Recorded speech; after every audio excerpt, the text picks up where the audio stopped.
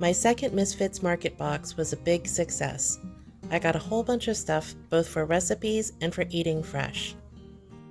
As an added bonus, I still had a bunch of stuff left over from box number 1. So let's take a look at what I made. First off was this grilled sweet corn. I only got 2 ears, and what I did was simply shuck it and throw it on my grill pan. When the pan is nice and hot, you can pour a little water in it and it'll steam the corn, and then you let it continue cooking until you get some nice char marks. I ate 1 ear of corn right away and then saved the other one for my quinoa salad. All you do is cook the quinoa in a rice cooker after rinsing it and adding the appropriate amount of water. Now I made mine with just a little bit of salt, but you can absolutely season it further. Once it's all cooked, transfer the quinoa to a big bowl to cool, and then start in on your vegetables. Here, I'm just chopping off some of the corn kernels.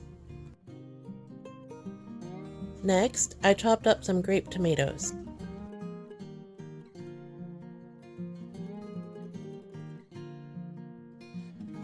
After that, I used up about 1/3 of the English cucumber. Half of a shallot brought in that onion garlic flavor that I needed. And I finished off the veggies with some grated carrot. Check the description box for the full list of ingredients and measurements. Now for this particular batch, I used 2 cups of cooked quinoa, so I dressed it with 2 tablespoons of balsamic vinegar, 1 tablespoon of olive oil, and then I topped it off with a little bit of salt, pepper, and garlic powder. This combination is pretty basic, and you could add anything else that you'd like, maybe some crumbled feta cheese or goat cheese, or some snipped parsley or other herbs. The sky's the limit. Since I still had the grill pan out from cooking the corn, I went ahead and cooked the salmon. I got 4 3-ounce portions and they were absolutely the perfect size for lunch.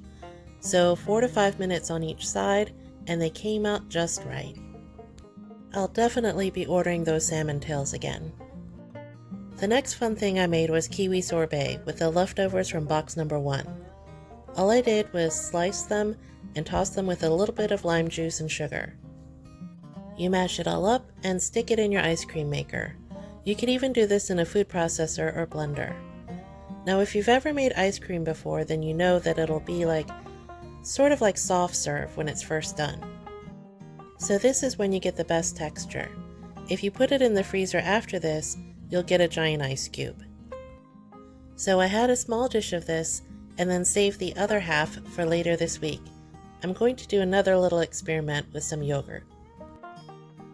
The next recipe I made was shakshuka, and this combined ingredients from box 1 and box 2.